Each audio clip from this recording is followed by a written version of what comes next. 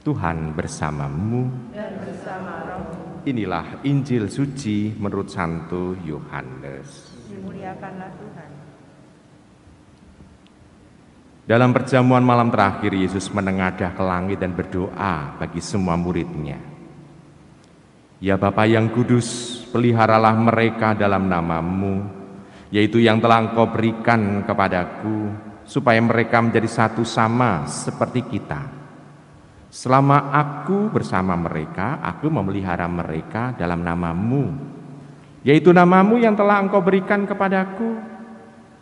Aku telah menjaga mereka, dan tidak ada seorang pun dari mereka yang binasa selain Dia yang telah ditentukan untuk binasa, supaya genaplah yang tertulis dalam kitab suci. Tetapi sekarang aku datang kepadamu. Aku mengatakan semuanya ini sementara aku masih berada di dalam dunia, supaya penuhlah sukacitaku di dalam diri mereka. Aku telah memberikan firman-Mu kepada mereka, dan dunia membenci mereka, karena mereka bukan dari dunia, sama seperti aku bukan dari dunia. Aku telah meminta supaya Engkau mengambil mereka dari dunia, tetapi supaya Engkau melindungi mereka dari yang jahat. Mereka bukan dari dunia, sama seperti aku bukan dari dunia. Kuduskanlah mereka dalam kebenaran. Firman-Mu adalah kebenaran. Sama seperti Engkau telah mengutus aku ke dalam dunia, demikian pula aku telah mengutus mereka ke dalam dunia. Dan aku menguduskan diriku bagi mereka, supaya mereka pun dikuduskan dalam kebenaran. Demikianlah sabda Tuhan. Terpujilah Kristus.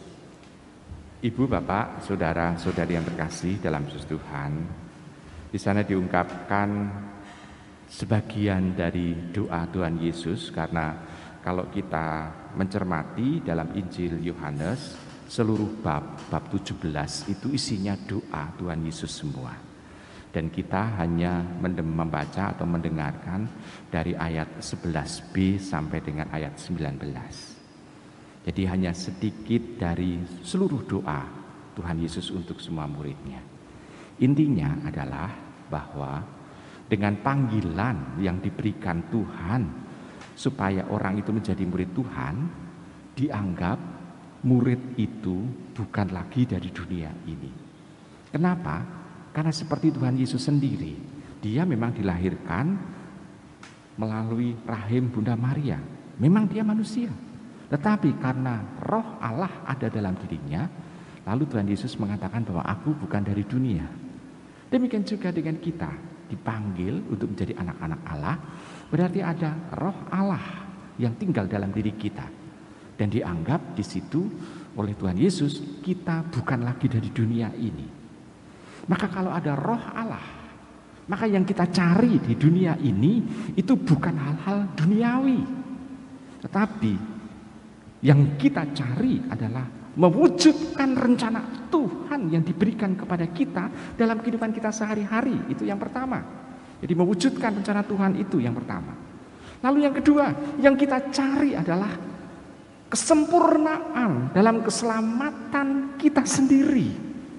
Ini yang kita cari selama di dunia ini. Sehingga selama hidup di dunia ini, seolah-olah kita hanya disuruh untuk mengumpulkan bekal yang banyak untuk kesempurnaan keselamatan kita. Maka dalam kehidupan kita sehari-hari ini, kita bukan pertama-tama berfoya-foya. Karena berfoya-foya adalah semangat duniawi. Kita juga bukan untuk supaya kita kekenyangan, karena kenyang lebih aspek duniawi.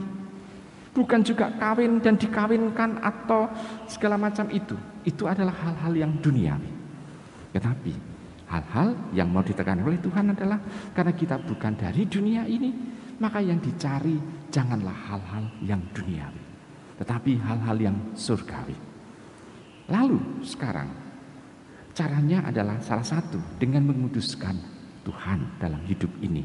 Menguduskan yang ilahi yang sudah kita hidupi dan menyatu dengan diri kita ini. Supaya kalau kita menyatu dengan yang ilahi itu, kita dituntun menuju kepada kebenaran sejati. Kalau kebenaran sejati itu kita raih dan kita dapat, maka nanti yang akan kita ucapkan dan akan yang kita lakukan adalah kebenaran itu sendiri. Bukan kehendak kita yang kita kedepankan, tetapi justru rencana Tuhan. Itu persis yang dihidupi oleh yang kita peringati hari ini, yaitu Santo Justinus. Santo Justinus dengan kesadarannya yang tinggi, dia mengembangkan talenta yang sudah diberikan oleh Tuhan kepadanya. Dengan segala macam yang dia terima sebagai anugerah, dia sebagai filosof, sebagai seorang teolog, dia bisa membantu gereja untuk menjelaskan misteri Tuhan, sehingga setiap orang bisa terbantu untuk memahami siapa Tuhan Yesus itu.